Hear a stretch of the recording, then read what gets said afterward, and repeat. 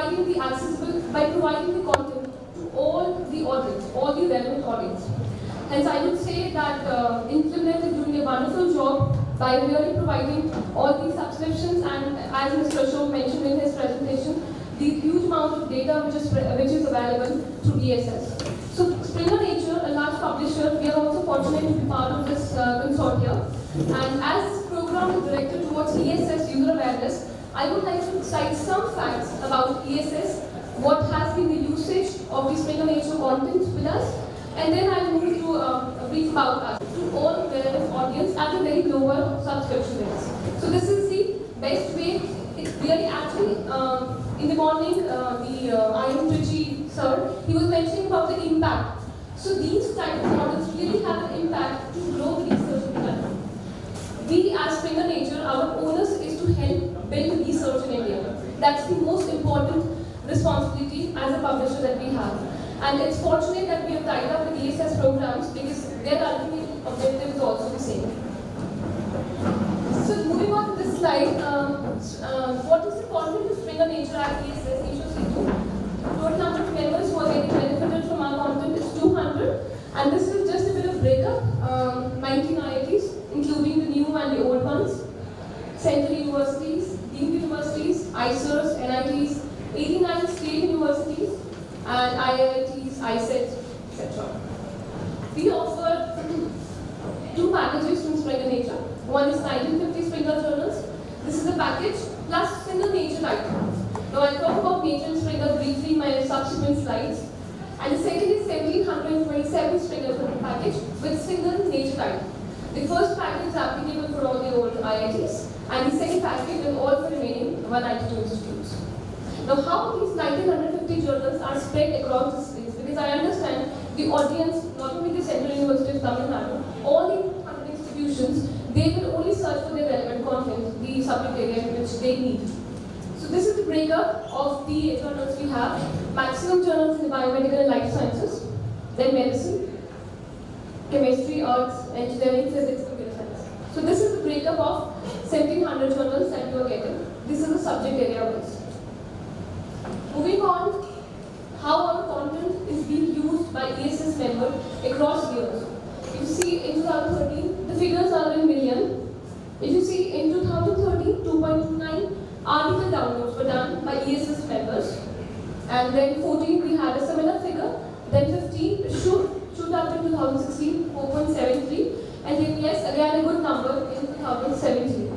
And if I talk about 2018, till May, if I had seen the stats, it was 1.60 million downloads that already happened.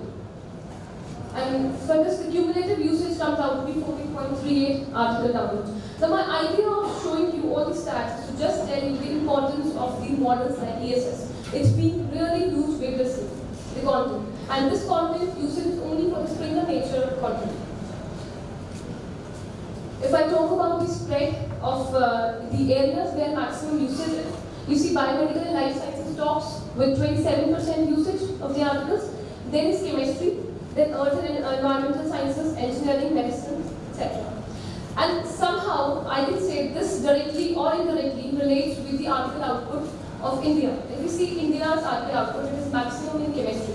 And if you see the usage here, its second most highest usage is in chemistry and natural sciences. So this is again a proud to be stats. This is all about ESS, the content, the usage, how it's being used, and as I mentioned in 2018, the usage is being fantastic till now in the last 5 months, and we are hoping it will cross the number 4 million definitely. Now about us, about Springer Nature. So what are we?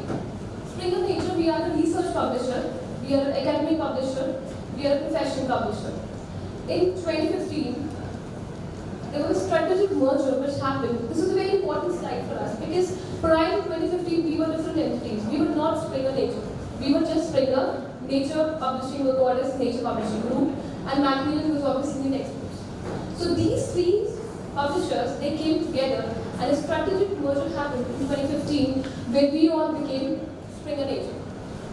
Now, the quality content of Nature and the textbook of Macmillan, they all amalgamated, all have come to a joint brand called as Springer Nature. So as I mentioned, I'm really proud to be the organization I'm part of because our ultimate objective is See, selling content is one thing, that's part of the game. But our ultimate objective is to actually help build research in the country. As Shikha mentioned in the previous presentation, how many of you are really researchers here? So content is really, really useful for you. Without content, nobody can do the research. I hope everybody agrees to that. So every day around the globe, our prints, books, journals, reaches millions of people. I'll show you some stats which are very interesting into how our platform is accessed. This is our global presence.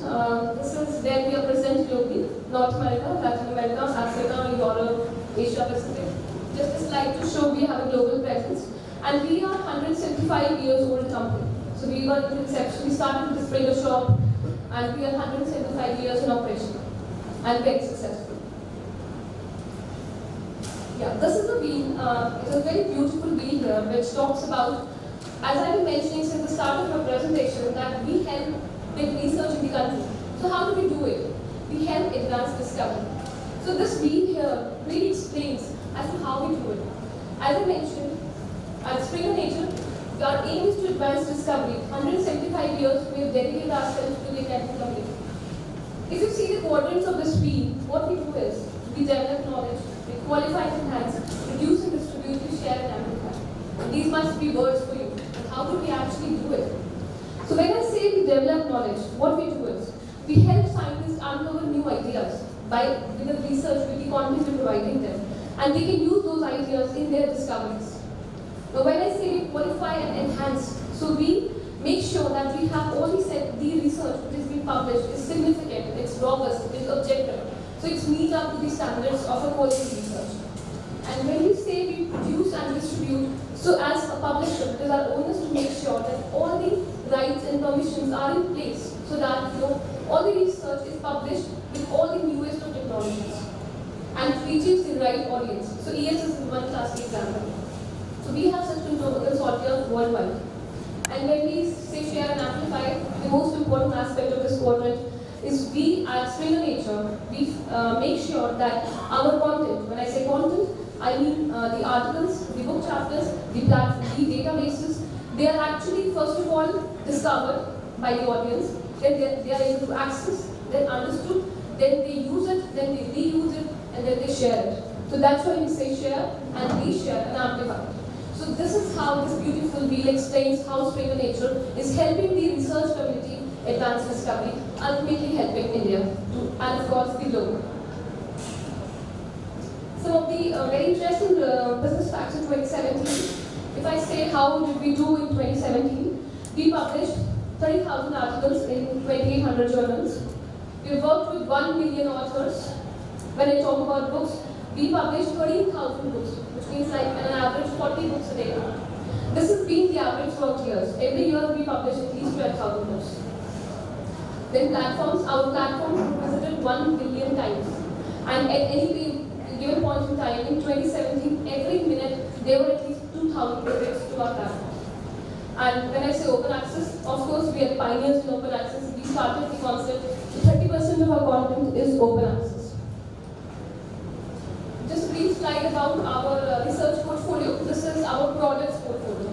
Of course, journals you are getting through ESS, but we have whatever is accessible through ESS, we have much more enriched portfolio also, which is individually the colleges and institutes they subscribe with us. When I say journals, we have Nature journals after the merger of Nature with us. We have, of course, the Springer journals, 3,000 journals we have.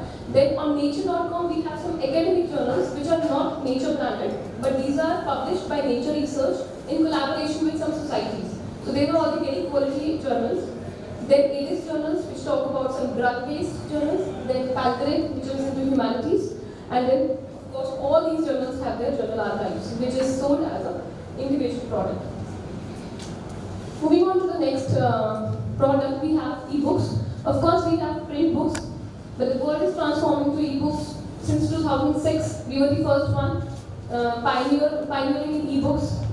We have Springer Nature ebook collection in 20 different subjects. When I say 20 different subjects, we have 10 collections in science, technology, medicine, which is towards the science side. And for business and management people, we We have 10 collections in humanities, social sciences and law, which covers economics, business, management, education, sociology, subject matters. And then we have ebook series, which are lecture notes in computer science, lecture note in mathematics, lecture notes in physics, and of course, again, we have a book archive, which is known as SBA within our organization. A quality product. Book archive is very important for us because actually it says the book doesn't go outdated, it goes online. So every book which has been published in Springer is digitized now, and hence the product, book archive, came into inception. Last is database and solution. We have protocols, methods. This help researchers to actually conduct research quickly, because protocols, what are protocols? They actually tell us how to conduct research step by step. So we have a full product. This is a new launch with us, Springer Nature Experiments. Then we have materials, Springer Materials, which talks about the material properties, how a metal or any type of substance would behave in different environments. So these are some quick things we have. Databases. It is inside again a drug-based solution. Nature Nano, exclusive product from nature. It talks about the nanoparticles. So these are the databases. Journal portfolio I mentioned in the previous slide. We have these journals. So I'll just skip this slide. This is the portfolio which I was earlier mentioning. Springer journals, ADIS, Palgrave, Academic, Nature. My idea of showing you all this is the package you're getting from ESS covers all these types of journals. Except in Nature, not Nature. From Nature, you're only getting access to a single title, which is the Weekly International Journal of Science, that is Nature. Just that, ESS. But other than that, we have like 80 plus Nature titles, which can be subscribed individually or outside of the consortium. These are some of the new launches. Every year we launch some new titles. In 2017, we launched astronomy, biomedical engineering, ecology, evolution, human behavior, nature reviews, chemistry, and 2018 we launched this much. And 2019 is already in market and it's getting perceived very well. We have been receiving submissions from authors. The ratio is very high. Ebooks I talked about. We have 20 subject collections I mentioned. 10 in science, technology, and medicine. 10 in humanities and social sciences. Databases, as I was mentioning, what is in today's, it's very clearly written here, libraries are searching for innovative ways to conduct research, and Springer has modified its product. And what we've done is we've launched a new solution, Springer Nature Experiments. This solution, this platform, actually has protocols from nature, methods from nature, protocol exchange, Springer protocol. All these protocols and methods combined into one platform. So this Springer Nature Experiments also explains how we are, as an aggressive publisher, helping the country advance research, advance discovery. Because this is purely a research-based solution. This is for those researchers who are doing the research activity. Because at any given point in time, when you do a research, definitely you will come across some of the other metal or substance or properties which you need to know as to how will it behave in a particular environment. And there's much more to that when you actually access. We are also helping librarians. This is a very interesting slide which I would like to speak about. We actually conduct trainings and demos for librarians. We share usage reports. This is how we are connected with them. So we have the regular admin portals. Then we have a series of Meet the Expert webinars. Now, I have been writing to all the libraries in the country about these Meet the Expert webinars. They are conducted by global leaders. Some are heads of publishing, some are heads of their own subject areas. So these are free. You just have to register and join. So like whenever we launch a new product, for example, book metrics, SN Insights, anything, so we have for metadata downloader, especially for library staff. So all these we do conduct a series of webinars, like 2, 3. They are conducted. So that's we do globally. Then qualify and enhance. Yeah, we do ensure that, as I mentioned earlier, the integrity of the content. We also mentioned that the research article, open access books are there. So this is how we help qualify and enhance. And produce and distribute, as I mentioned, every article and book chapter with Springer is digitized. And we have excellent metadata, and discoverability is also excellent. And so that it reaches the right audience, we work with over 80 other organizations, your vendors, other imprints, so that this all content which we have reaches a maximum audience. Now value-added services. So when you get connected with Springer Nature, not only the content is that what you get, there are much enhanced services which we have, which I would really like an opportunity, because I have such a learned audience here, to really share as to what we have with Springer Nature when you get connected. The areas where we have services, first of all, is document discovery and database. Then we have increasing the reach. How do we amplify the content? How do we make its reach more? Advancing the evaluation of research, author services, new open approaches, training and support. I'll just quickly take you through them and then we move on to the platform demonstrations. So these are the services. Logos talks about author mapper, index, book metrics, recommended. I'll just take you through. First is document discovery and database. We have a Springer Nature author mapper tool. Now it is a document discovery at any given point in time, any author who is subscribed, who is published with us, and for that matter anybody can really look up to this website and see all the content of Springer is posted there. So this is www.authormapper.com. It gives you all the locations, geographical maps, etc. So it's a good database. If I talk about increasing the reach and influence of research, we have shared it. It's a content sharing initiative that allows authors to subscribe easily and legally.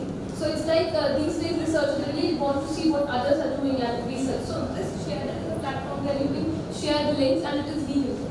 Then we have Orchid, Shikha was mentioning about it.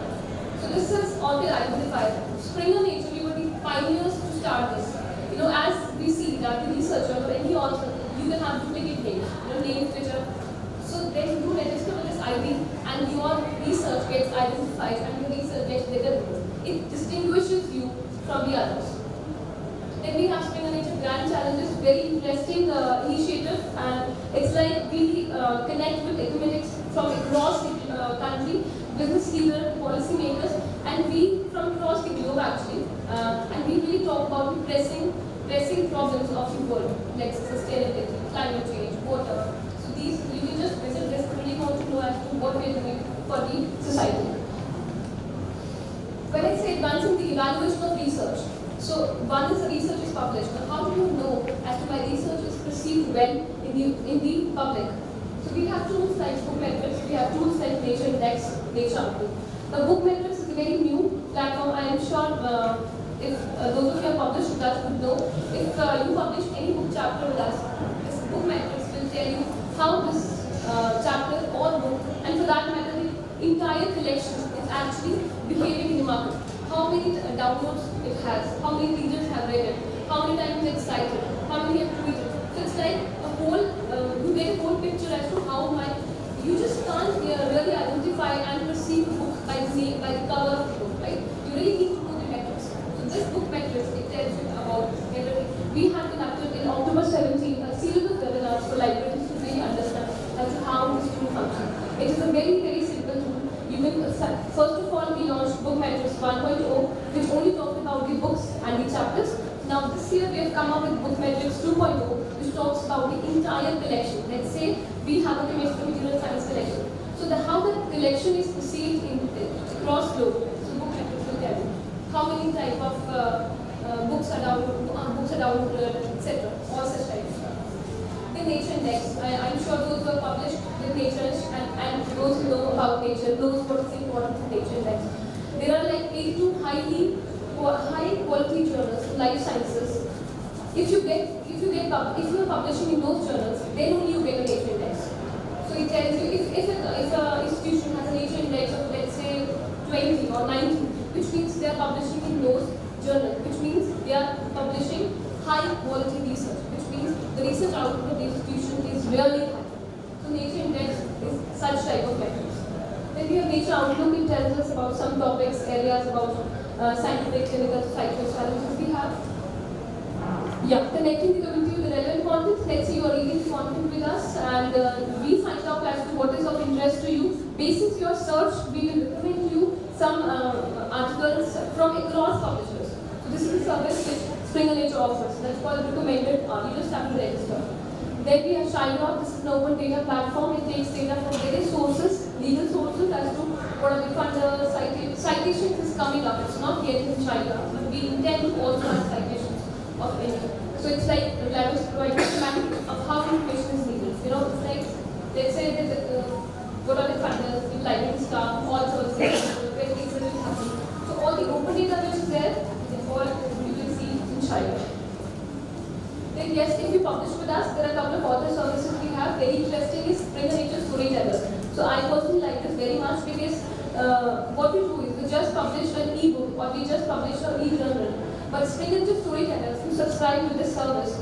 So they will allow you to explain your research in a way that you are narrating a story and how it happened. Similarly, we have video abstracts in which the author can actually, we shoot some audio videos with the author, then he can tell us how this, what are the results of this research based on some video animations. Then we have other batches which promote your document. Transfer Direct Test is a very interesting service which we provide to authors. Let's say you have submitted a manuscript and your manuscript is somehow rejected by the journal, but it might be relevant for some other journal. So what we do is we do not send you a rejection letter, we tell you that your manuscript might be suitable in some other journal. So we transfer that. And then we have a journal suggester. Journal suggester is, you just have to submit a manuscript and we automatically tell you that which journal is the most suitable. Because I think authors mostly face this problem as to which journal is suitable to publish their research. So this is the journal suggester service. Then we have training and support, nature master classes, we have expert webinars. I've been talking about that since I started. Career support, we have nature jobs, it's on the website. So that's all on the value-added services, and then we have platforms. We have two beautiful platforms with us after the merger. Earlier we were just link.springer.com, accessing the Springer journals, but now we have nature.com also, which is really high quality journals. So all the single titles in Nature, you will get access from www.nature.com. So I request all of you to please note these two URLs, link.springer.com.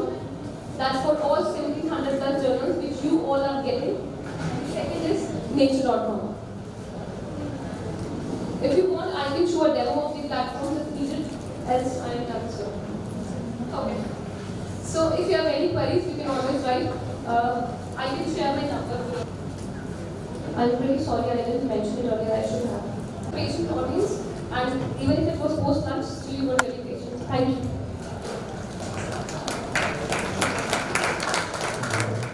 My name is Yamnana Guruswamy. I represent World Scientific Publishing Company, Singapore. World Scientific Publishing is an international publisher, completely owned by an academician. We publish science, technology, medical and management books. When we say books, that includes both journals as well as e-books. World Scientific publishes around 600 books a year, and approximately 130 plus journals we publish every year.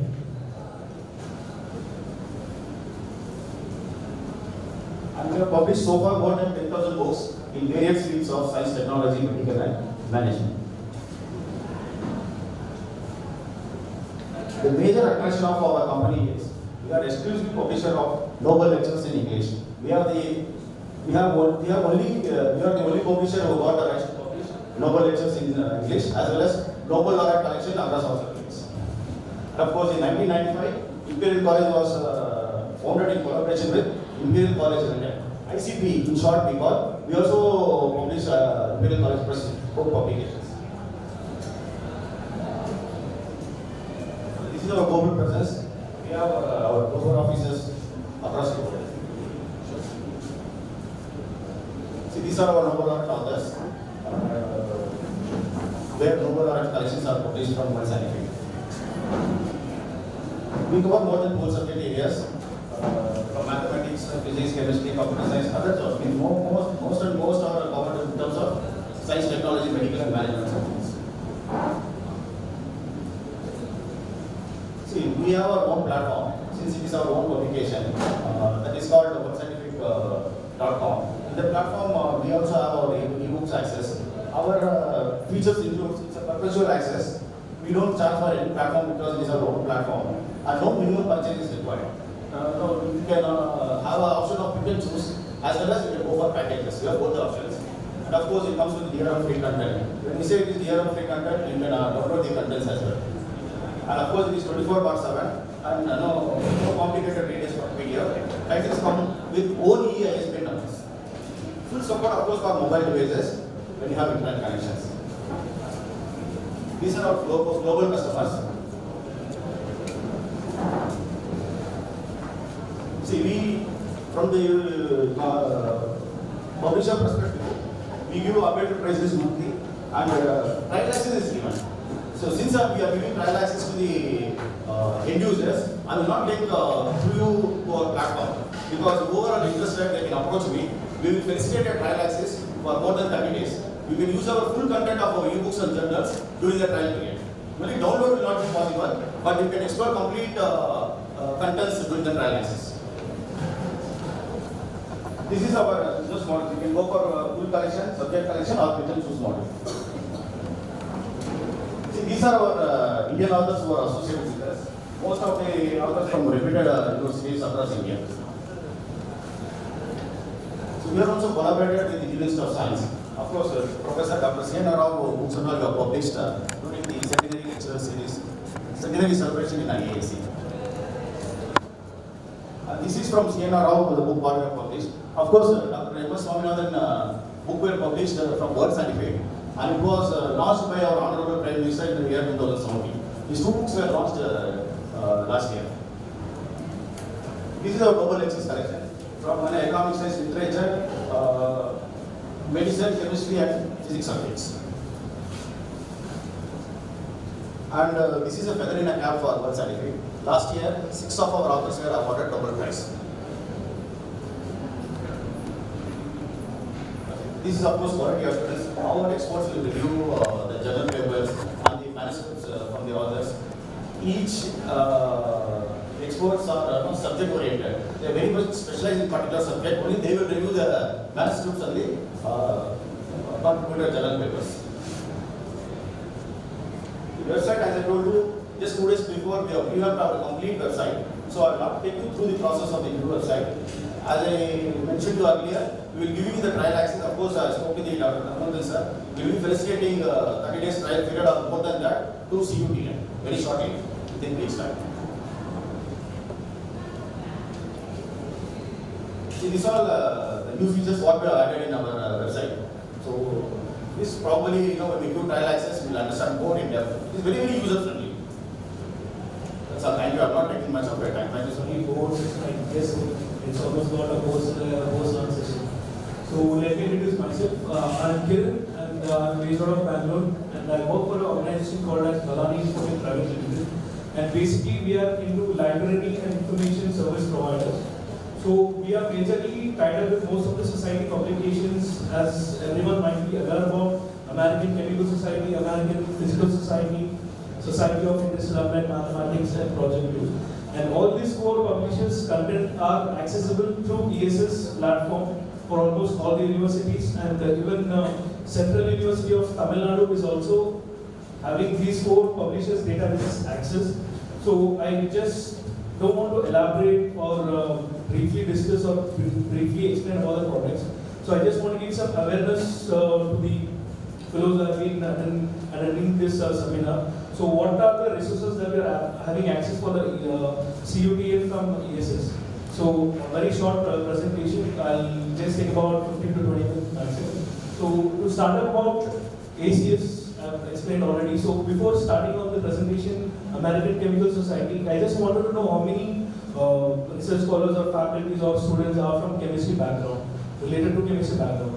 So I guess everyone are aware about this particular society publications, right? So if you have any queries, in between you can stop down and ask me so that I can clarify it. And about us, as I've already informed you, and I just wanted to skip and talk more about ACS.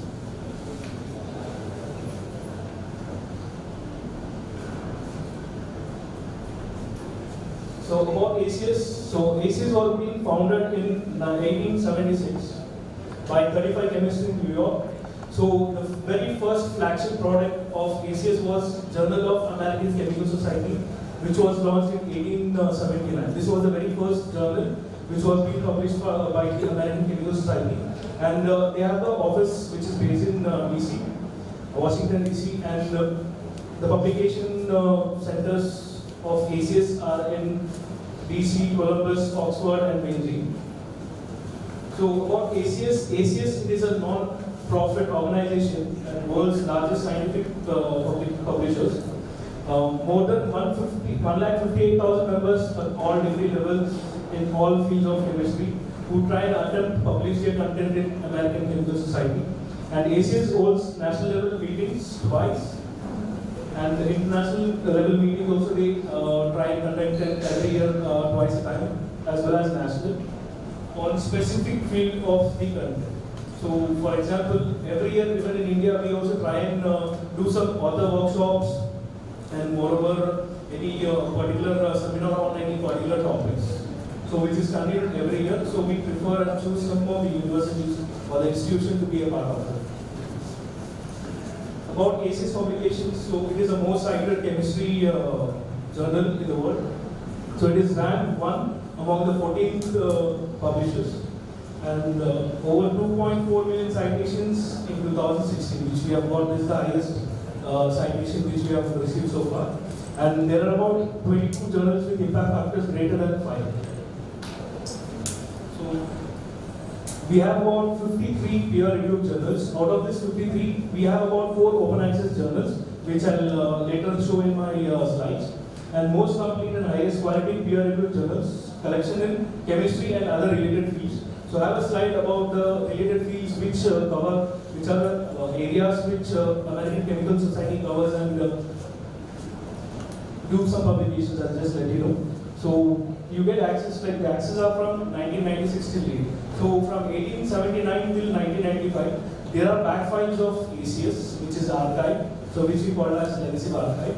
So that particular content is not being used by, or they don't have access for that particular content in Central University of Tamil Nadu.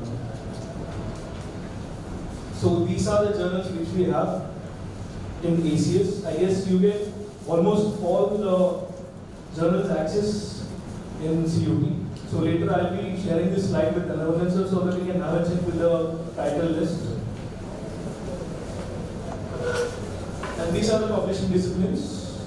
So we publish on agriculture, analytical chemistry, biochemistry, molecular biology, biotechnology, applied, microbiology, chemical engineering, chemical information chemistry, general, clinical chemistry, computational chemistry, crystallography, energy and fuels, environmental science, food science and technology, inorganic chemistry, material science, medicinal chemistry, nanoscience, organic chemistry, pharmacology, physical chemistry. So these are the publishing areas. And this is what I was talking about, the legacy archive content. So the legacy archive is from 1879 till 1995.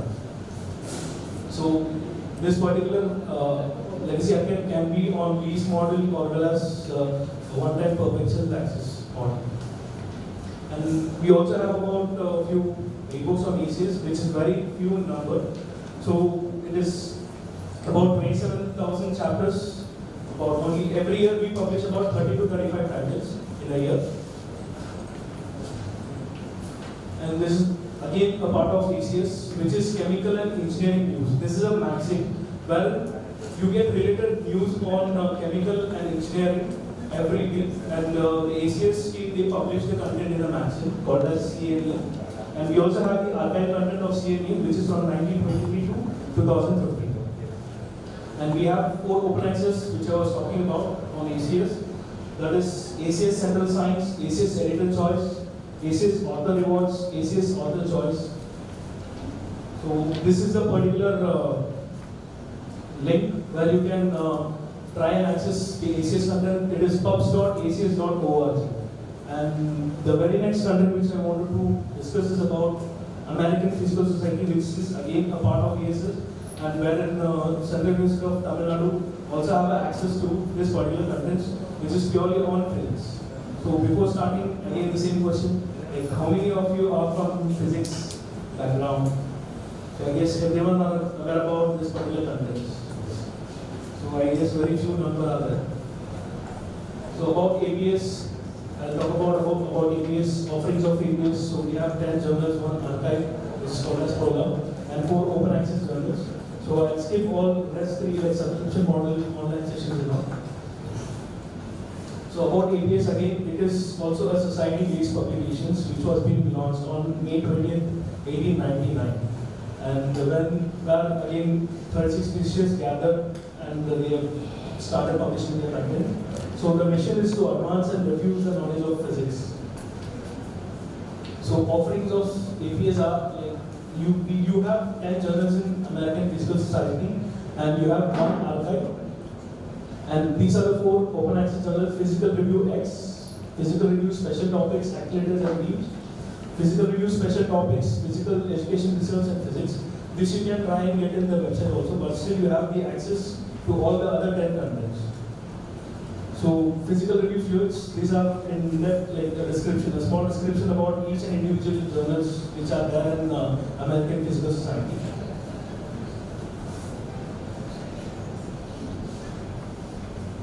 So Physical Review A, B, C, D. So in Physical Review there are series of A, B, C, D, E.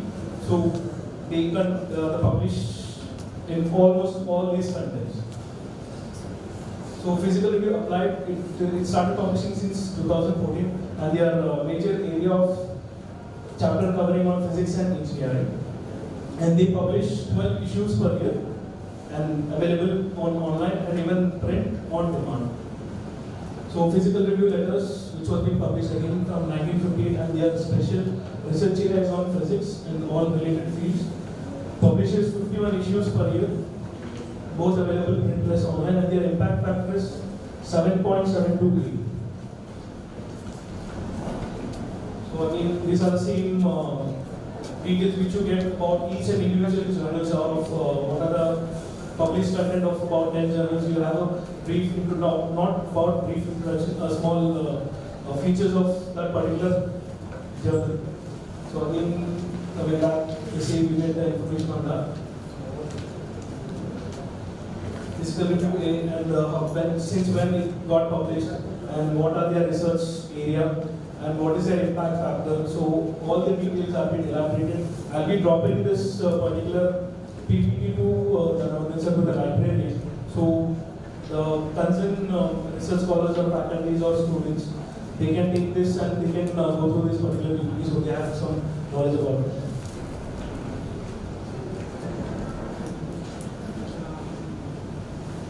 So this is the archive, which is PROSA, Physical Review Online Archive. So these are the 4 open access slides with announcements here, so that we can have a brief note on this. And then again, this is also a society publication. Again, Central University of Tamil Nadu has access to it. So this is into applied mathematics, so which is almost related to all the subject areas, not only on mathematics, but engineering or chemical engineering or biotechnology or mechanical engineering, civil engineering, aerospace. So this particular publisher covers applied mathematics on almost all the subject areas. So again, what are I'll just try and show you what are the journals available in SIAM.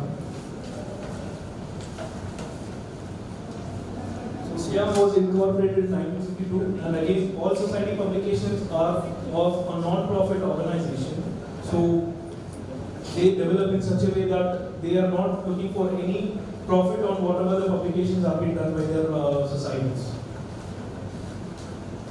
So these are the journals of SIAM.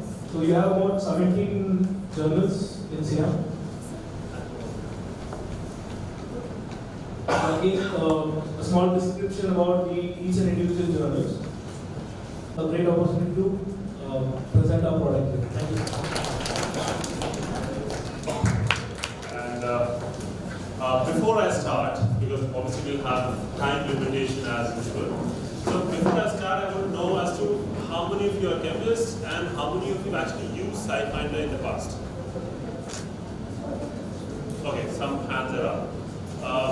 Anyone from chemistry, linear sciences, biotechnology, biophysics, biotechnology, right? Surrounded. Okay, so we have less chemists. That's a good thing to know because if the chemists would have been here, I would have actually focused everything towards chemistry. So it's good for us to have more examples otherwise than history because SciFinder typically is a huge database which has information across. because I mean, it's a 110 years old database, so we will talk about that in slides, but we need to understand that chemistry has application everywhere, and vice versa. So we cannot really point a finger, so we'll just try to make sure that that information goes around. So what we'll do today is that we'll first go with some slides, simple slides that everyone has done, as to tell you why sci-fi. Because today what happens is that if you open your window, even Google or anything, you ask question, you get answers. Right? But the bottom line is that you need to know as to, if you're getting answers, what is the depth of the answer? Right? What is this, the area that you're getting answer from? Because I mean, let's say if I ask you a question in Google, let's say Anand Singh, right? My name is Anand Singh. I search in Google, so there are tons and tons of Anand Singh. You don't know which Anand Singh you're talking about. One, or if you really want to point out the Anand Singh from India or some area, you cannot really point borderline anywhere. Same goes with sciences. So if I ask a question in Google, let's say paracetamol, you'll get lakhs and lakhs of references, but you don't know that the reaction or the information that you're looking for, or let's say a concept that you're looking for, it is from past 10 years, 15 years, 100 years. Is it from journals? It is from patents. It is from dissertations. It is come from conferences. We don't know. So anytime we are searching, anytime we are, I mean, this also kind of other, I mean, being from the industry, whenever you are searching, you always have to draw a borderline as to what is the boundary of your search. So what I'll do today is, I'll take you through some slides, just to, I mean, some part of it would be, we'll talk about as to what sci-fi is, but also to give you as to what is the boundary there. And this applies to everything that we've heard, for instance, morning. So, and that helps us to, evaluate as to what kind of answers you've got. I hope I'm getting through all this. So we'll just go through this. So, well, Chemical Abstract Service, I come from Chemical Abstract Service, which in turn is part of ACS, interestingly. American Chemical Society is our parent organization. We were formed in 1907. The reason we were formed was that in that time itself, the scientists felt there was a requirement of collecting all the scientific information in the world and putting it in one place, so that a student like you come and search information there and start the work from there on. And that is the whole objective of Chemical Abstract Service. So it was formed in 1908 in Columbus, Ohio.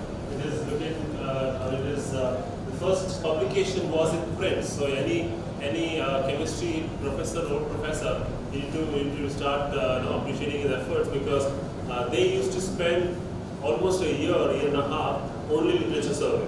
These days very easy, just go and learn and just type down and get the answers. But previous time, it used to be really difficult. So what Chemical Abstract Service try to make things easier, and that's where the Chemical Abstract Service started. Now, right now we have almost 2,400 scientists who work for Chemical Abstracts. I'll come on one slide where I'll tell you why do we need scientists to work for Chemical Abstracts. I'll go on that.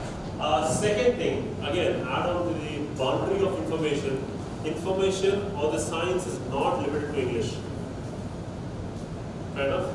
If let's say, assuming we are in Tamil Nadu right now, and you want to write a scientific paper in Tamil, you could do that, right? And assuming that I have a journal which publishes that, okay? So how would that scientific information percolate to a university student in China?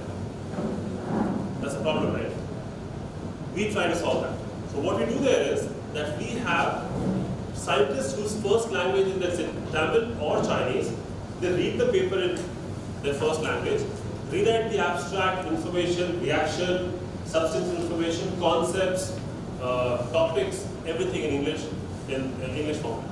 And this we do for more than 50 languages, right? That's something that I really want to be, I'm stressing on this point. Reason being that we tend to ignore non-English literature. It's just not about sci-fi, otherwise as well. Whenever you're searching, you try to go on the other languages, try to see how can you access the other language information as well. So I'll try to put some stress on that. And currently we are covering more than 10,500 journals, right? Plus minus, depending on how things are moving. And in the past 110 years, we have covered more than 50,000 journals. And we also cover 63 patent issuing authorities. How many of you agree that the actual science, well, not really actual science, that will be more drastic in the term, but commercial science, let's put it this way, happens where? In journals or in patents? Patents, right? So we also again have to make sure that once we are searching, we tend to search, it's just not the journals. We have to expand our horizons to patents, right? Get a point? You with me on this? Okay. So this is something that I'm just telling you because SciFinder covers it, but in the future as well, even if you don't have SciFinder, or for that matter, if you are working in biotechnology or any field, it's good to have access to patents as well. Now, so I'll just give you a slight breakup as to what data is in SciFinder in the backend. We are called chemistry database, but typically only 46% of the data is traditional chemistry. The rest everything is non-chemistry, like polymer sciences, biotechnology. I don't know biotechnology, so I understand how effectively it's covered. All right, that's the important part taken care of. And then when we have the language talked about, we cover more than 50 languages right now, which out of which 40% of the data in the world today in chemistry and related sciences is non-English. Right? How many of you have actually gone ahead and read about it? And that same goes with patent as well. Right,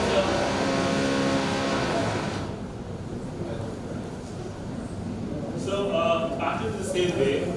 44% of the disclosure types are not published in journals anymore. That's something very important to be taken care of. Next slide, please.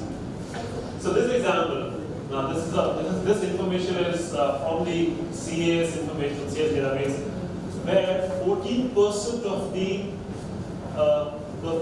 new compounds were published in patents in 1976, but in 2016 that went ahead to 77%. So what I mean to say is that any chemist, if you talk to, his dream is to create a molecule which can be commercialized, becomes a wonder drug, and he gets a patent of it. That's his dream, and eventually that's what everyone thinks of. So imagine that every compound, new compound which is published in the world right now, 77% of them are disclosed in patents. And that's a very major difference. So we can assume only commercial science typically is happening in patents. Okay, so now let's get back to the point as to why do we have 2,400 scientists in chemical abstracts, right? So let me ask you a question. Once you search the word paracetamol, very simple. Everyone uses paracetamol as a molecule.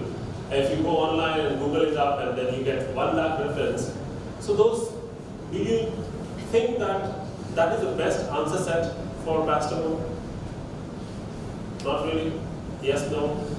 And let me change the question. We will not have any chemistry. Let's go on physical sciences, a typical a concept, for example,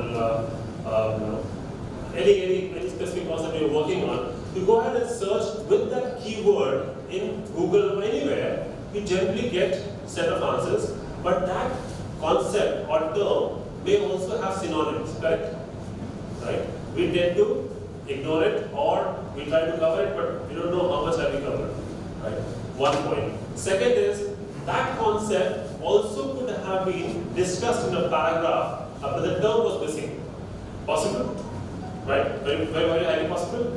And if I'm a patent guy, I will write in such a way that you can never reach there. That's a technical legal language. Right enough? Now I'm just trying to put you where the whole problem is.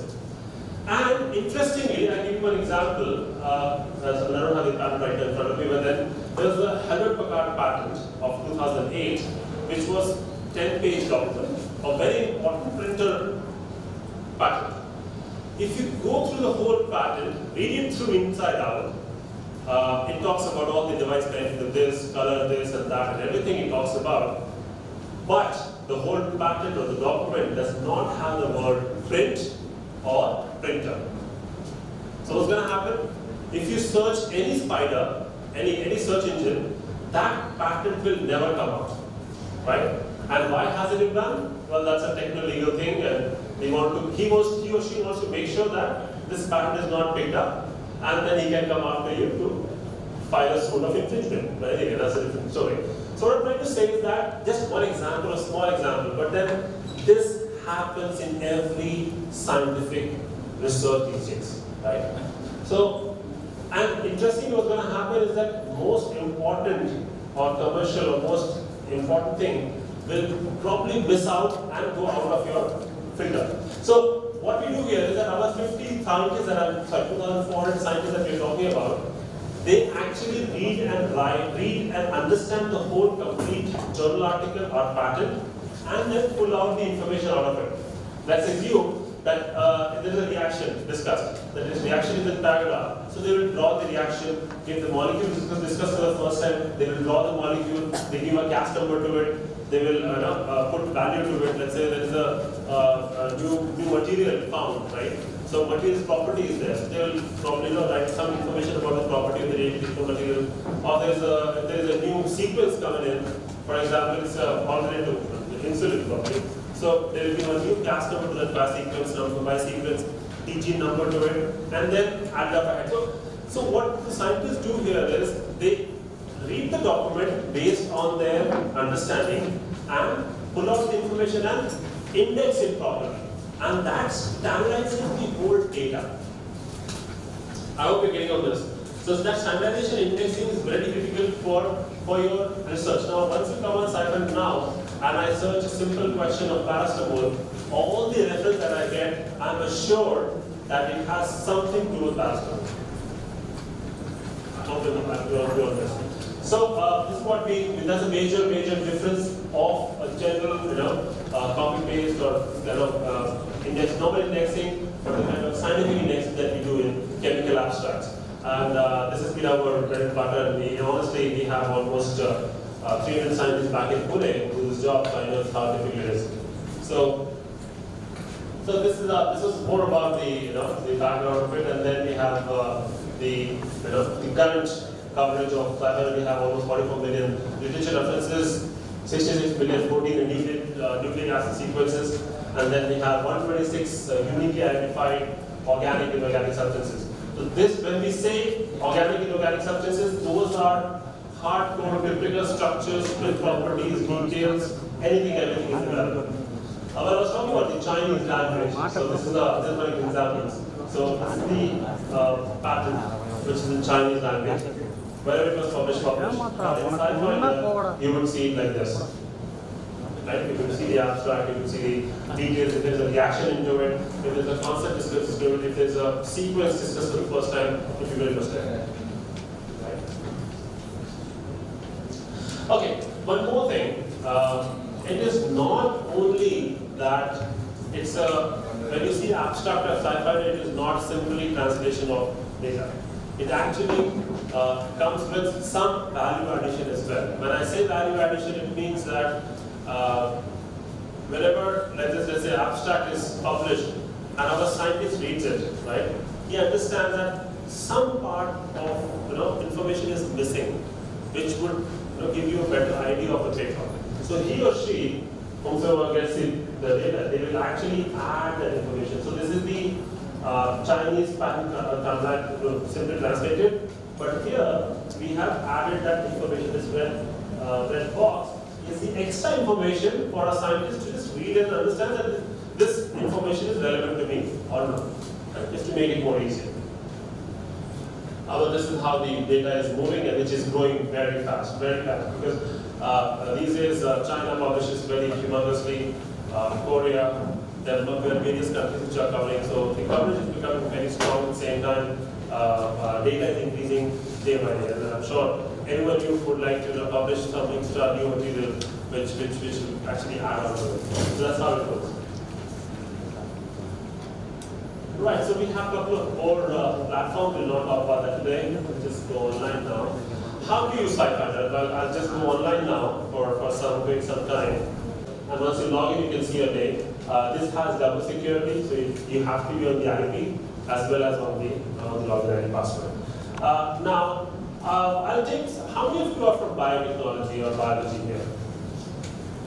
2, 3 hands up. So I'll take a bio example first. Is that all right? Okay?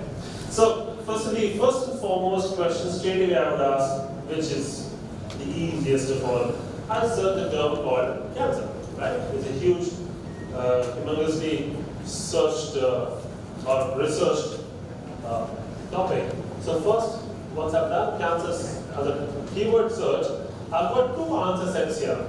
The first one says almost 25 lakh references. Well, yes, 25 lakh references were found containing the word cancer as entered. What does it mean? It's a Google search. Wherever it is, it has come. But then, almost double the number of references found containing the concept cancer. Right?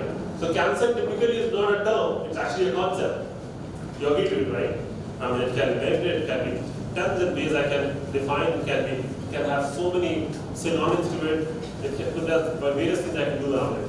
So, obviously, the second one is what I'm looking for. By the way, the first one is obviously in the second one, because in the second one, wherever cancer term is there, it will pick up anyway. So, I'll just say get references. So, you understand what I'm trying to say? It's a simple thing, a simple term, a simple keyword term can actually have more results if instead of term search, we do a concept search. So when I searched cancer here, just got some cancer terms here, but let me see. Here we go. So assuming I searched cancer only, but it automatically picked up carcinoma. And when I say this, I mean it very strongly. Right? That synonyms are very, scientific, technical synonyms are very strongly covered. How it actually works is that we actually have a mid-level database of terms. So when you put cancer term into it, it automatically picks up all the related terms around it and then pulls out and then searches the database. That's how it does. So that's one way of doing it. Now obviously, if there is a paper published on something totally different, let's say a physics journal, but then he still talks about cancer in a paragraph. He doesn't use the word cancer or he doesn't use the word anything, but he conceptually talks about uncontrolled growth of cells or things around it. So, and that there will be no term, no correction typically. But if we pick it up, we'll actually add it up as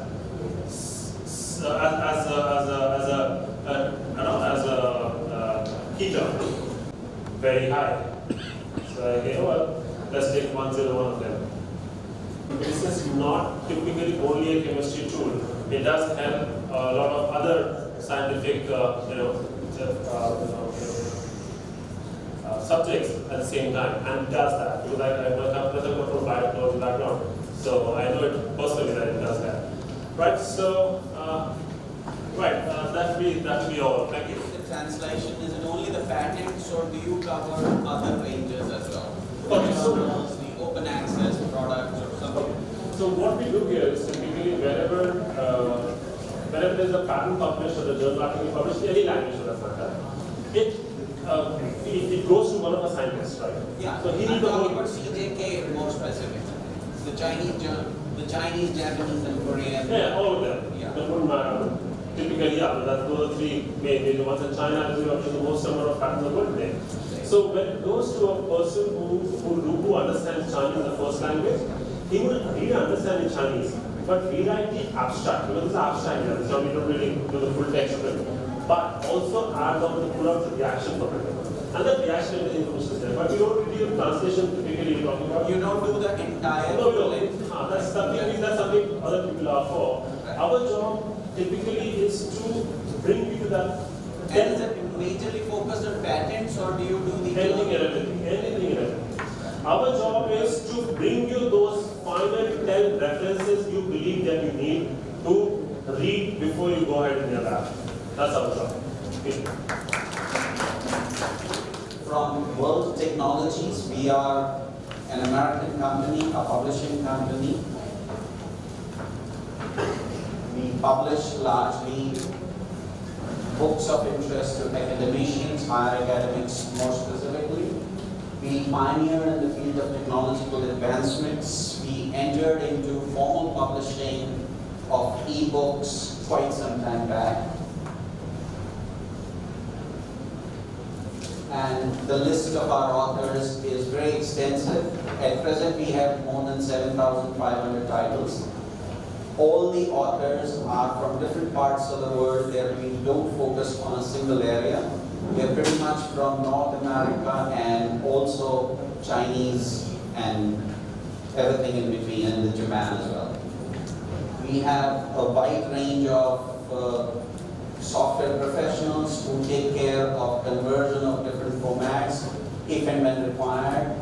The books are divided into different imprints based on the subjects of the publication.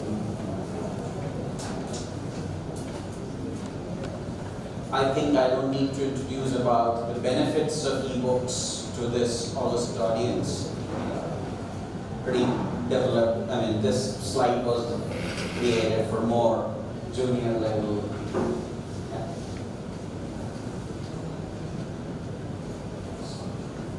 Our clients are very much all over the world, in as much as more than 80 countries at the moment. This is a select list of the customers' countries where they are present at the moment. Select list of customers who are using our services in respect of ebooks: Oxford, Harvard, Hong Kong, University of Singapore. Even in India, there are now. We are growing our base in India. This shows the various different areas where we are publishing at the moment, and we are growing in the field of humanities and social sciences gradually. The most important slide being this one, we ask for one-time payment, we do not ask for subscription services. University of Tamil Nadu for inviting me here, and it gives me immense pleasure to be able to come and stand in front of you and present all the resources which are made available by the GSS Consortium. We should be very thankful to the consortium to do such a great effort by giving access to all the relevant databases to the relevant users, and bringing the users come together and enabling them to do better research and enhancing the research work all across India, presenting them in the global scenario, putting them forward and giving them more access. So here in ESS, we are majorly giving, there are 5 resources which are available for you. They are AIP, American Institute of Physics, which you can see over here. Other than that, we have Optical Society of America, which is again from the field of physics, where the studies are more related to optics and photonics. The brochures were outside, you can have a look at the brochures for that. You can go through the product. And then we have JSTOR, I'll be taking it up. Then we have MathSciNet, which is a bibliographic database from American Mathematical Society. And this year we are very thankful to the consortium that we get to add another product from American Mathematical Society. It's a collection of 15 journals in the society, and it is made available for the users of and the members of the consortium. You can go, the rates are not negotiated, you can find out the rates. You can give recommendations to the library so that they can procure themselves.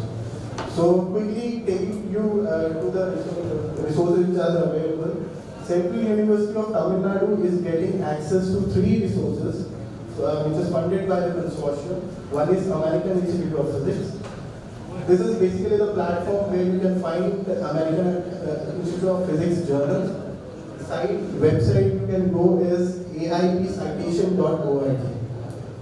In this website, this is the platform basically where you can access all the journals. There are 19 journals in AIP, and you can access all of them going into this platform.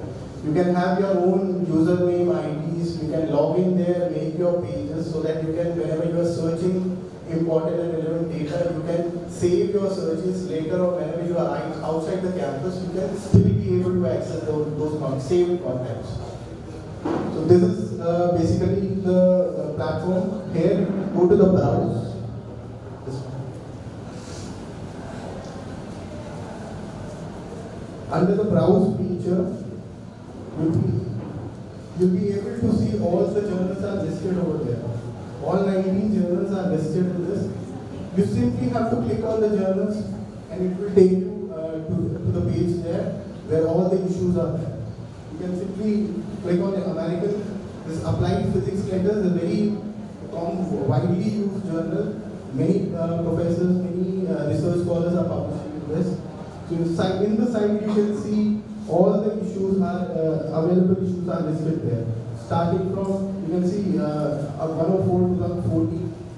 So when you drop down this menu, you will see all the issues which are published. You can drop down any one of it.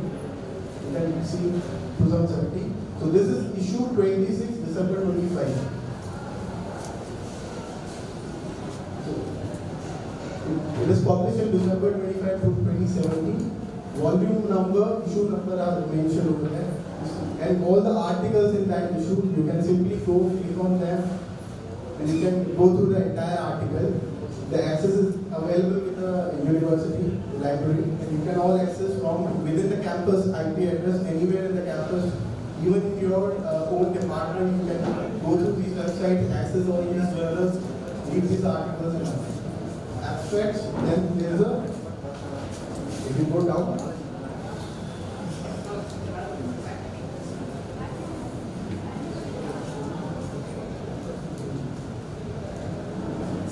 see that right corner PDF download is available.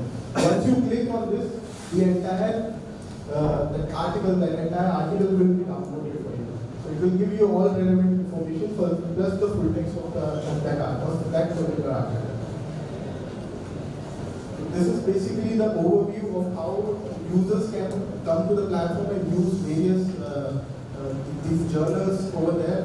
And they have a limited number of access. Like access is starting from 1998 onwards. So if you want any volumes before that, then their AIP has another product called AIP Archive Collections.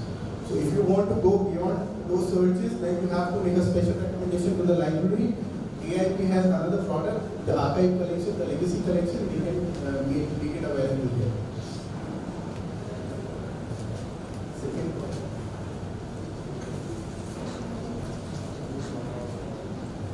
Second product I would like to come for is MathSciNet. This is one of the bibliographic database for indexing citation abstract. It is widely used by the mathematicians across universities, colleges, institutions. Any mathematicians out there? Any mathematics faculty? Any research scholars? Have you ever used MathSciNet before? You are doing PG? Okay. So probably you can look forward to it. You can use this bibliographic database. So this basically, you can see, if you see, it gives you a feel of a search engine. All the search fields are mentioned over there, and you can make searches as per the publications. You can make searches as per authors. You can make searches as per journals. So this basically index and provide you citation information of all the journals related to the mathematics field.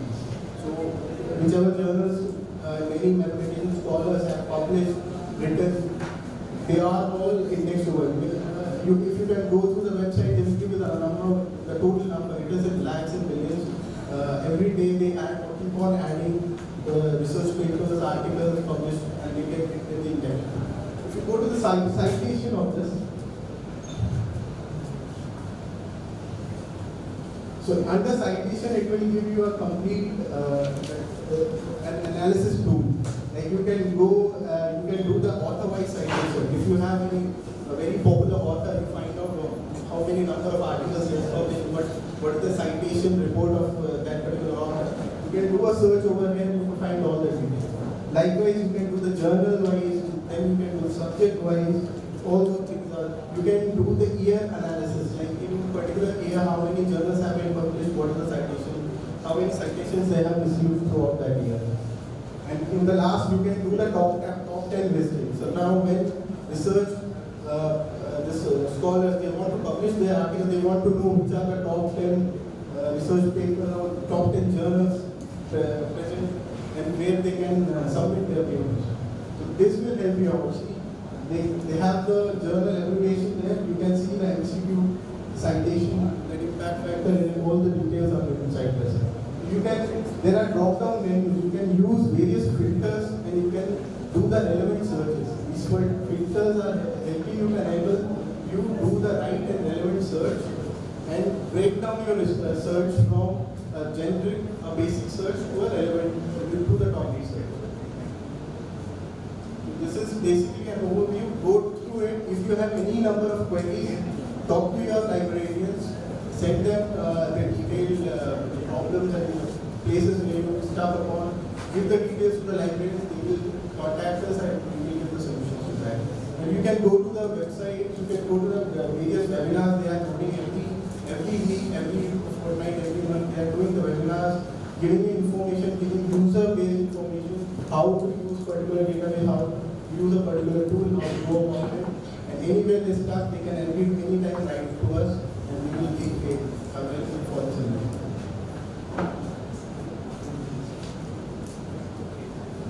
Now since the time is very I am just going through quickly what the platform looks like. All the presentations are there. I will share it with the librarian. You can take the presentations. They have some user guidelines, some tips, quick tips which you can use while you are doing the search. This is a JSTOR platform. So JSTOR has almost around 3,000 journals. So the package the university is having is the India Core Collection, which basically includes almost everything what JSTOR provides. So more than 3,000 journals are there. Every time they keep on increasing the number of journals. Last year it was 2,500, now it is 3,000. It keeps on increasing. And they have, other than these journals, they have ebooks and they have primary resources. All those products are there, but they are not part of the consortium. So you have very limited access to them. In this also, there you can see login to my account. Here again, you can do login your account, even though you won't be having any access restriction. You can access the entire content. But this login my account will help you. If you log into this account, it will create a personal homepage for you. It will create a complete dashboard for your personal use. Whenever you are doing any research, any searches, you find anything relevant, quickly download it, and it will save into your inbox. You can access that data anywhere, any point of time, even if you are outside your campus IP addresses. Even there, you can access the data which you have already downloaded. Here, so it's just like a simple search engine they have given this platform. You can do the basic search. You can, like for example, you can search for applied mathematics. Applied mathematics, it will do a very general search. It will search for applied in all the journals, all article papers, all ebooks, all primary resources. Do a generic search and give you the result. Then it will pick mathematics, do again all the process, and will give you the entire list. So when you search that, you will get numbers like 12,000 or 1 million search. So that is not a relevant search. So to make it relevant, there's a basic tip called, if you put it in the course applied mathematics, it will filter out all, it will do only a collective search of applied mathematics together in the entire journals, ebooks and relevant fields. So it will break down your search effort. So you will only get the relevant data what you are searching for. There are further search and give you the results. Now, just hold on. You can see this cross enabled over here. This cross basically means that you don't have access to this journal. If you want to access this journal, you have to make a request to the library, give a recommendation that you need this for so and so purpose, and they can enhance their available resource by adding those particular subject titles into this. You can see cross are enabled in many cases now. Here you can see the search filters available for you. You can further filter out your research searches. You can do a journal-only search, you can do a book-only search, research reports, pamphlets. You can provide dates, ranges. The further subjects are also broken down for you. So these are the subjects which are covered by JSTOR. There are more. And that's how you can make your searches better in this platform. So this is basically a platform for the users, for librarians. We have, if you go on the About column will take you to the JSTOR website. You can explore entire range of products available in JSTOR. You can see what is relevant for your university, what are relevant for your students. You can go through the pricing, policies and other things. Webinars are available in that. You can click on the webinars, make them available for your if a particular department comes to you and tells that we are not able to use the resource properly, you don't have to call us every time. You can simply go for the webinars, download it and showcase it to them. If that is not helping, we are always available. You can come down and enable them use the tool and use this platform. It is a very user-friendly platform. There is nothing much to explain. There is nothing much to train you about. You just have to figure out the quick techniques, how to search, how to filter out your search and how to make the relevant searches. So that is all from my side. There are other products which are available with the SPSS consortium. Please go through that. If you find it relevant, recommend those titles, recommend those products to the library and make it available. Thank you to you all. Now we are in the ending stage. We are in the validation session. I feel privileged to welcome you all on behalf of Central Library, Central University of Tamil Nadu, to the validatory function of one-day user awareness program on access to e-resources, jointly organized by Central Library, Central University of Tamil Nadu, and INFLIBNET Center. Now I request all the dignitaries please come on the dais. My pleasure and privilege to extend a cordial and warm welcome to our most distinguished guest in the dais, Professor A. Raghupati, our Controller of Examinations, CUTN, a Master Architect, a Professor from Mechanical Engineering, from a very reputed institute who had a lot of academic credentials, preferred to choose administrative career. He was the then Controller of Examinations of Annamalai University. Presently, he is a Controller of Examinations of this institute. Under his stewardship, the examination section is witnessing a number of changes. It is fully user-friendly, transparent, timely, which you are all witness. His friendly approach. He never be like a military brigadier in dealing with the students. He is so humble and simple and always having a very smiling and warm face to receive people, whatsoever the hard matter you are bringing to him. But his response will be very receptive, polite, and the very moment you see, all your pressure will pull down. This is the great personality, and he is doing government service in addition to his office of the Controller of Examinations. There is one new initiatives by UGC, NAD, National Academic Depository. I am proud to say that our university already completed or digitized all the certificates of the students of the past and present who are all pursuing various programs in this illustrious university. And we are so happy and we are very much grateful to him to welcome Professor A. Raghupati, Controller of Examinations, on behalf of you all for this validatory function. Another dignitary is CMA Parani, our finance officer. You know, finance is vital for everything, right from our individual, family, society or institution. country or global, everywhere, finance is the backbone of any institute or any family. Managing finance is not so easy nowadays. UGC and MHRD, they are emphasizing, insisting a number of new exercises, very tough measures. And we cannot do away things like we have had in the past. So, and another thing is, the grants are always, they are reducing the grants. In fact, there is a tripartite agreement between the university, MHRD and UGC, wherein the universities are expected to generate 30% of the total expenditure on its own. So this is the situation. See the magnitude of the greatness of our finance officer, who is ably managing, administering finance in spite of the very strict vigil from UGC and MHRD. He is also a very polite, approachable, and this kind of coordination and soft people are very rare. And because of the portfolio, people will become irritated.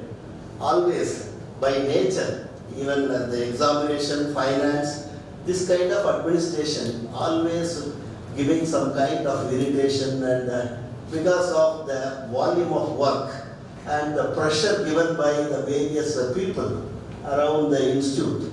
But still, they are very cool and calm, especially the FO is very cool and calm, but he is up to his point, always upholding the right things to do in the right way, and helping us also how we can overcome such situation, how better we can do away with such circumstances. So we are organizing programs, that's why now and then we used to go them.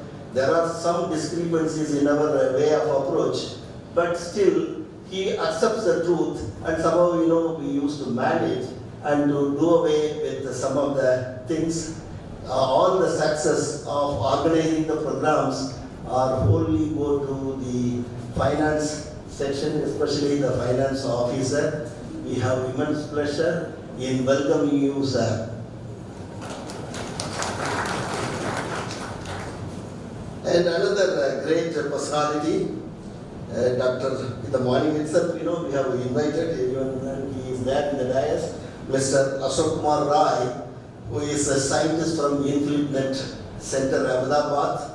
Even you have witnessed his presentation, how the various tremendous activities they are doing for the cause of education and research.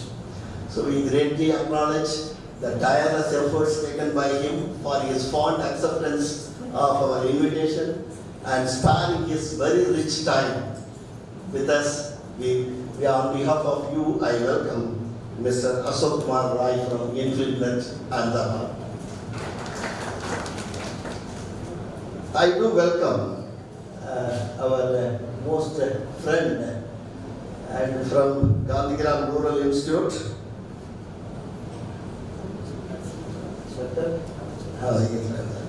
Dr. Tamil, because when we are very close, we have forget the name at all. And we never call by name. Always hello, how are you? Like that. I do have immense pleasure in welcoming Dr. Tamil, librarian from Gandhigram Rural Institute, a versatile personality, a very kind person, and his library is a fully modernized library. In fact, our present deputy librarian, Dr. Dhanavadan, was his former colleague.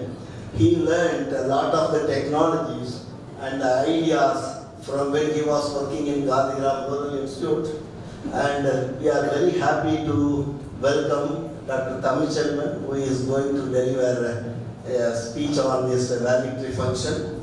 I do welcome the faculty members, research scholars, student friends, and then professional colleagues from other institutes, and our own library staff members, and particularly the students from the Department of Library Information Science, my own colleagues who have done a lot of job for organizing this event. They are sacrificing their leisure time and shoulder with us in making this function a grand success. And the people from the engineering side, then those from who are doing job, electrical side, civil, and all the people who have done the yeoman services to organize this program, I extend a cordial welcome to one and all. Thank you. For the approval welcome address. Now I request Professor S. Ravi to honor CMA V. Palani, Finance Officer, Central University of Tamil Nadu, with shawl and Central University of Tamil Nadu, with shawl and Controller of examination. I want to share something. Today, our controller of the examination has a birthday today. So on behalf of Central Library and yours, sir, and my own behalf, so you convey your wishes once again. A great applause to.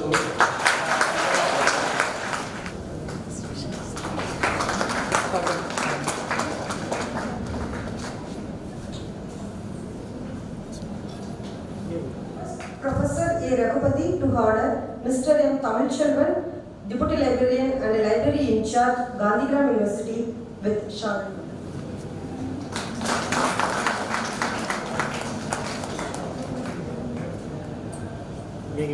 Presidential address. Dr. S. Ravi, the Professor and Head Department of Library and Information Sciences. Respected Queen Palani, the Finance Officer of CUTN. Dr. M. Tamilchelvan, the Deputy Librarian and Library in Charge, Gandhigram University. And Dr. Ashok Kumar Rai, Scientist from INFLIBNET. Dr. Dhananandan, the Deputy Librarian.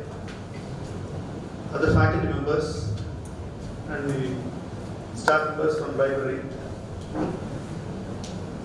other dignitaries, and dear students. I'm very happy to be associated with this function. As I used to say very often, that we have a very healthy competition among the departments here in CUTN, and that too, especially among the new departments, to excel each other. In that way, they frequently conduct this type of seminars and workshops to enhance the knowledge or to update the knowledge of the students as well as the faculty members. So in that direction, they organized this one-day workshop because as we know, the digitization, any innovation or in technology has both positive and negative sides. And we should take only the positive sides, ignoring the negative side. Because as you know, today the publication journals, yesterday I have seen, a few days back, I have seen in newspaper that a single man publishing about 10 or 15 journals in a single room office from Hyderabad or UP. So the dependability of the journals is a big question nowadays.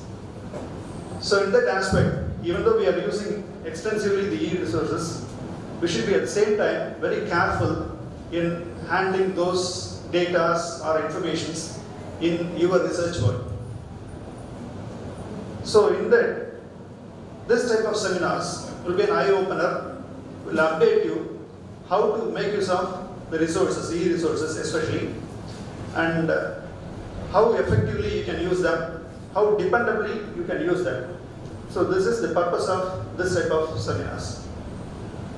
And in that direction, a few questions come to my mind that while using resources, what are the things? So this type of, these questions should be answered in this type of seminars and workshops by the experts, which will help our research scholars as well as the faculties in a long run. So is electronic or print the best medium to deliver the information? Which one is the best medium to deliver the information? Will the electronic record resource enhance instruction and acquisition of knowledge? Does the product's interface and other features seems appropriate for and usable by our patrons? So these questions, the answers to these questions will help the researchers as well the librarians, because the librarians, the index, nowadays they have to index the online resources also. So that way, whether does the resource incorporate useful support materials or the similar resources available to compare with the one under consideration? What is the reputation of the vendor for support and service? Is the vendor's documentation thorough and clear? Do updates of the support materials or software updates available in timely manner? How compatible is the resource with the library hardware and software, and will upgrading be required to ensure its optimal use? Does the content has originality? Can the resource be networked? And etc. etc. So I request the faculties of libraries and information science as well the faculty members in library to find answers this type of questions and find solutions which will help the researchers as well the faculty in long run. And I wish all the best to all these students and scholars, and I congratulate the organizers of this workshop and request them to conduct this type of seminars in a frequent manner so that the updation will help the students in long run. Thank you. CMA B. Palani, Finance Officer, Central District of Tamil Nadu, to offer felicitations. You all. Actually, you might have got more awareness about the e-resources and how to use, how to retrieve the information and other things. That in INFLIBNET and all library all over India, we are conducting this type of program to make more awareness about the e-resources. Earlier it was the e-resources are very scarce. Now it is everywhere through consortium, they have included more resources to utilize those things. And one point I want to make emphasis on the utilization of e-resources. UGC, INFLIBNET, the consortium, they have removed some journals, e-journals, e-resources from the central funding. Because of the central funding is not not supported, we are forced to subscribe the e-resources for our university and students' purposes. You can see that it is why they have removed the resources, because the hits are very less. They have subscribed to the more money. I think it's Mr. Ashok Kumar, I will agree with this one. Because the hits are very less, that's why they have removed it. Wherever or whoever wants, whichever university wants to subscribe, they can subscribe. We have done, and with a lot of cost and other thing this year. And my request is to utilize the resources, make more hits. If the hits are reduced, funds also will be reduced, your resources also will be reduced. Please make use of it. Now I would like to invite you, another personality on the list, Dr. M. Tamil Chelvan, Deputy Librarian and Library in Charge, Gandhigram University, to present the validity address. Good evening to all. First of all, I thank Dr. Kanavandan for giving this opportunity to deliver the validity address. And also I thank the authorities and Professor S. Ravi, the Dean School of Communication, and then the Controller of Examinations, and also Finance Officer, and then Ashok Kumar Rai, Scientist Dean. So, my respect to all the dignitaries and also all the delegates. So I want to few things as a librarian point of view I wanted to convey or share my thoughts with you. Since morning we have been listening to all the various e-resources that have been subscribed through eShot Sindhu, this is a great initiative that historical development was explained by our Ashok Kumar Rai, and we also witnessed because we were accessing all these e-resources since more than a decade.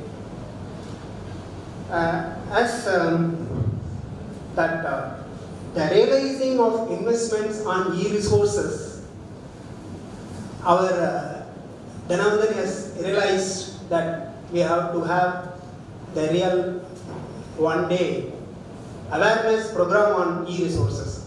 So he rightly conducted that too. As a central university, the response is very good. I've seen that in the morning to till evening, the patient listening and the cooperative that you have given is amazing. That I appreciate all the delegates that you have been here and listening on this. And then I put some of the points before this, all these publishers that since even my finance officer was telling that because of the low kids and the finance cost and other things, this is something they have cut, but there are so many reasons for telling that. So these are keeping in mind, see, the publishers, if they come forward with the nominal rates, what I would say is, because of already their business is not limited to only India, because they are selling their product all over the world. If they consider, because they are running on only on the profit oriented, if they reduce their profit and then they can come down the rate, probably as a morning in this our inaugural address, he was Dr. Elaran was saying that the more education institutions are there in India, so that if you think that if you less price and more sale, in that point of view, if they think that if you can come for nominal rates, that would be better. We can go, all the institutions, they can go the e-resource access. And another thing is, because we, as a librarian, we very often feel that if I go, because we are also in the e-short Sindhu, when we search or our scholars or faculty search, they are telling that the particular journal is not in our package, but it is there, but it is locked. That means cannot access. Because at the time I was telling that, sir, it is not in our package, sir, so we can't take it. So we have to go some other journal, or otherwise we have to get some other way. So like that. So in that case, see, because our own institution is rural based, if I want some rural based journals, then what I have to do is, it is possible that we can choose. If I can choose that rural related journals alone, then it's possible. But because of their own business model, they said no, sir, only 171 package is there, 230 packages are there. If that is the case, that the many of institutions are lacking and they could not go for subscription of that thing. So if you think that point of view is, I think it will be good for, and also you will be getting more business on that.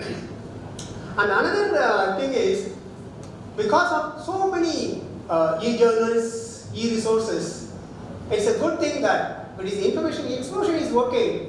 If the information explosion goes to pollution of that thing is, again, we have to think carefully that it should not be like that. It should be, explosion is necessary, but pollution, we should avoid getting polluted all this thing, because of our controller was saying that one person doing many journals, you think of the quality and other things that we have to keep in mind. And even in the morning, I was discussed with Ashok Rai that, sir, why don't we go for a national policy? But he was telling that there are so many this and that is there. Because of what? Our point of view is, our users, our scholars, our students, what they want, if they get it, we are satisfied. That is the thing that, but he was telling some other stories, however, I stop, I don't go further on that for national policy of accessing on this thing. And that is download and per article per mode pay method, that is not suitable for the national wide. That is what he was telling, that it's cost more. So another point is, another one suggestion, it is my one, based on this thing, the service provider, like your publishers, if they come with, instead of publisher mode, if they come with the subject mode, like if I take for physics, if I take maths, if I take chemistry, irrespective of the publisher, if they come with a subject fold package, so if a chemistry man, if he search thing, you will get everything, either it is from Wiley or Springer or Royal Society or whatever it may be, he can get, so he will be happy. Because of some article maybe some other publisher, some article maybe some other. So in that case, if they come with that kind of packages, if they have, because of the business point of view, they can make association, they can come with like that kind of packages, definitely it will be helpful for the researchers' point of view, particularly subject-wise, even irrespective of say engineering or horticulture or medical, whatever it may be. Because of somebody says that our publication is the, proud to say that ours is the best, the others is not that. That is not a thing, but because of he is not able to that quality or sometimes he is some relation with the particular publisher, he is going with that. So there are so many reasons. We can't say that one reason that there is publishing and so on and so. So that point of view, if you think as a librarian point of view, as because we are discussing in the morning till now, so that is another point that we can go for subject grouping things. That will be definitely helpful to us for having all resources, e-resources. Okay, and even now our controller was telling that we have to have indexing, something like that. That still we are doing, sir, that the way the subject gateway, and we also have like federated searching or so many things that as our point of view we are somehow fulfill the indexing and choosing and selecting the journals and all, we are doing it to some extent. However, we will improve definitely and we will fulfill your things that indexing is, that is our part. Classification indexing is the main part of our library job. So hope that we will do better, whatever we are expecting that Dhananandan is here, definitely will help in this direction. And another thing is, another major issues that even India is facing is the plagiarism. That is what content originality he was asking. And I hope that, not hope that in our, the CUTN is having both Turnitin as well as authenticate, because of that the cutting, pasting and plagiarism level they are checking is another getting originality by checking the plagiarism is another milestone that having the originality in content and research oriented things.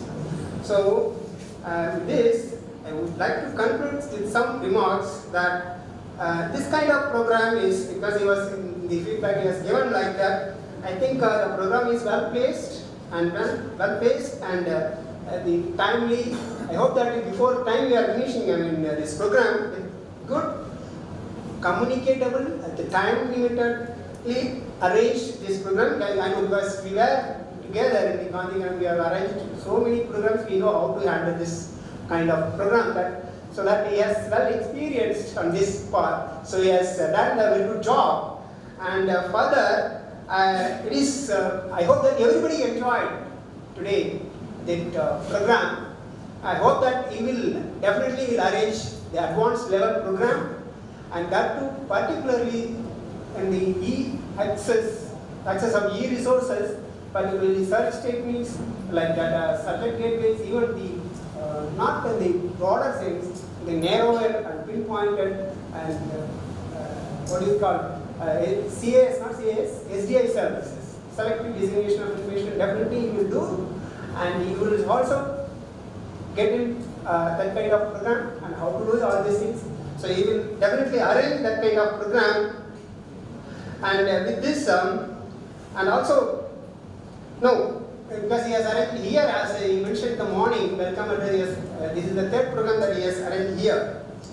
And one more thing I wanted to add, once again I want the publisher to highlight that sometimes we found that the printed equivalent version is not available to some extent. If they have the equivalent printed version available in the e-versions, that will be good for some of the researchers find that will help, because we found somewhere it's lacking. So that is also to be taken care of, all these things. I hope I extend given these opportunities to give my view on these e-resources. I thank authorities and especially Dr. Dhananandan given this opportunity to share my view on this. Thank you. Finally, to conclude the validatory session, I would like to invite Dr. S. Dhananandan to deliver the Respected Controller of Examination, respected Finance Officer, Sri Parni sir, my dear friend Dr. Tamil Selvan and Ashok Rai from INFLIBNET, and teaching staff members, friends and students, research scholars. Once again, I am also welcoming you for this validity functions. It's my privilege and pleasure, and also my duty to propose vote of thanks. Before propose the vote of thanks, so I request Ashok Kumar Rai to distribute some certificates to the faculty members. Now you have read out the names, so please collect your certificates. Dr. S. Balakrishnan, Assistant Professor, CUTN. Dr. Anand Thakur, Assistant Professor, Central University of Tamil Nadu.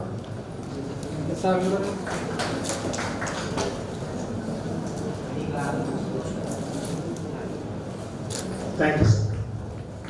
Now I request our respected Controller of Examinations to distribute some certificates. Dr. S. Bhaskaran from University of Madras. Mr. R. Gobi Krishnan, Assistant Professor, University College of Engineering, Tirukkovai.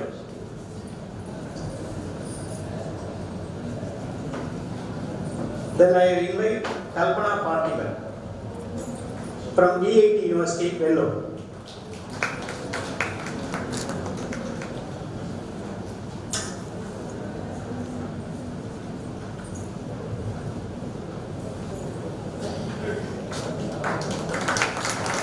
Thank you, sir. Put some certificates. B. Megha Linlet from CMC, Christian Medical College, Vellore.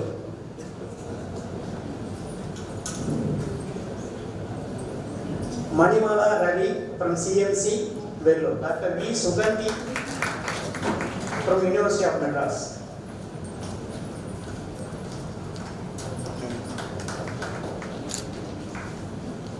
Thank you, sir.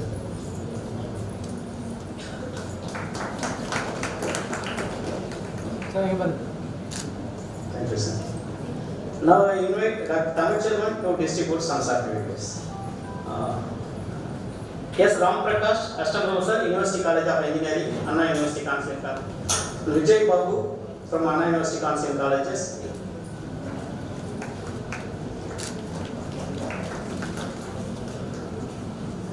Dr. M. Veerapandi from University of Madras.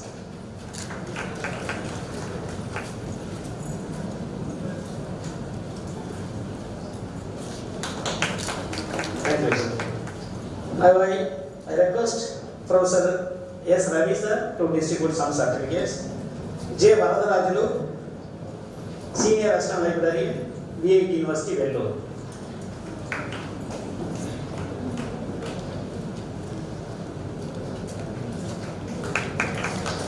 R. Sita Lakshmi, Ramco Institute of Technology, Virudhunagar.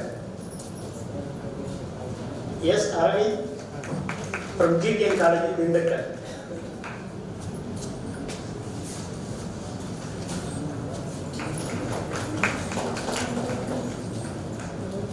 Thank you, sir.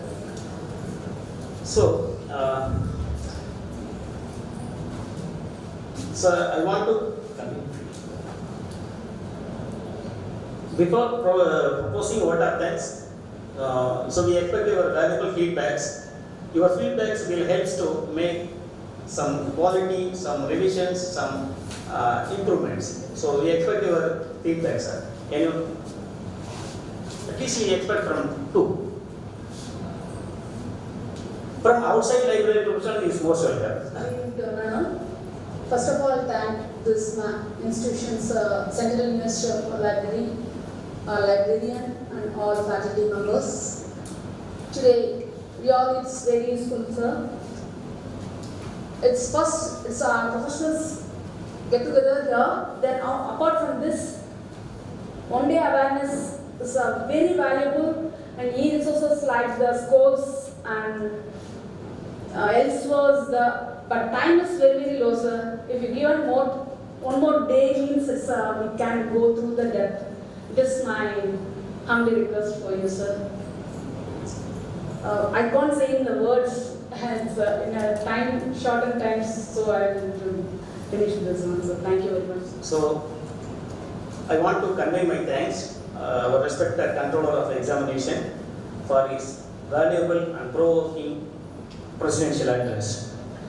I assure, sir, actually, in the morning inauguration session, I mentioned this is the 3rd consecutive program organized by the Central Library. So, once again, I repeat it. 2nd February, we organized Authors Workshop on Scholarly Communication.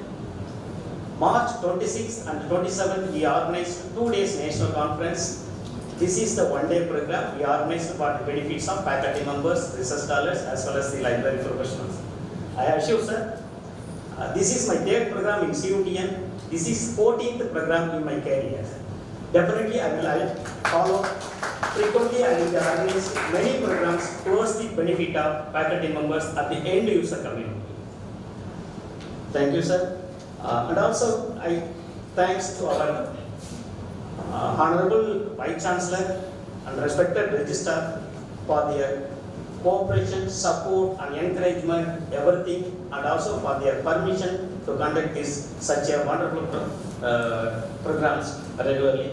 So I thank on behalf of the Central Library, Honorable Vice Chancellor and Registrars. And also I convey my thanks to our Finance Officer. See, always he guiding me. So what are the rules, what are the financial policies, what are the terms and even new GFR and everything. So within a short period, I have learned many things from our finance officer. So in this occasion, I personally, on behalf of Central Library, I thank Friday sir for their felicitation of sir. Thank you, sir. And also I convey my thanks to Ashok Kumar Rai. When I asked him, he suddenly accepted and he came over here and he delivered even presentation and everything. On behalf of CUTN, I thank to Ashok Kumar. Thank you, sir. And also thank Dr. Tamil Selvan. Ravi sir also mentioned, I have learned many things from Tamil Selvan. So I have learned many things. Some of the library professionals only, they have technically very sound in the library science field. We have learned, I have learned only from 2 people. That is, one is from Dr. Gopalakrishnan from Anna University and another one is from Dr. Tamil Selvan from Gandhi Gram. So really I am happy to invite that people, 2 people. Today I am happy and very peaceful. So on behalf of this Central Library, I thank Dr. Tamil Selvan and Dr. Gopalakrishnan sir. Thank you, sir. And also I thank all the teaching staff members, non-teaching administrative staff members. So without your cooperation, it is not possible. So on behalf of Central Library, I thank you all the staff members. Then I thank the Transport Department, Electrical Department, IT section for their cooperation and wonderful support. Whenever I ask any assistance, immediately they will done very perfectly. Without their support, it is not possible. So I thank all the peoples and also I thank all the resource providers. Like once I asked to what is their provision and everything, immediately they accepted all the peoples like EBSCO, IEEE, Sci-Fi, Palani Importer, World Scientific, Globe Publications, and all the peoples. So on behalf of Central Library, I thank you all the resource providers. And also, I thank my department colleagues. So without their cooperation, I am not able to survive. So I have a good team in the library. We will make anything and positive because with their support only. So I personally thank to all my team members. So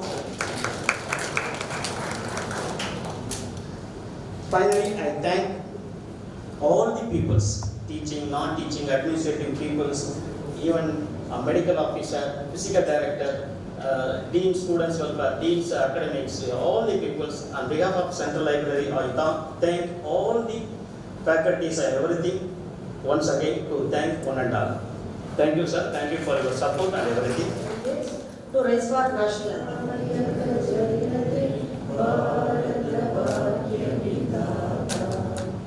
Punjab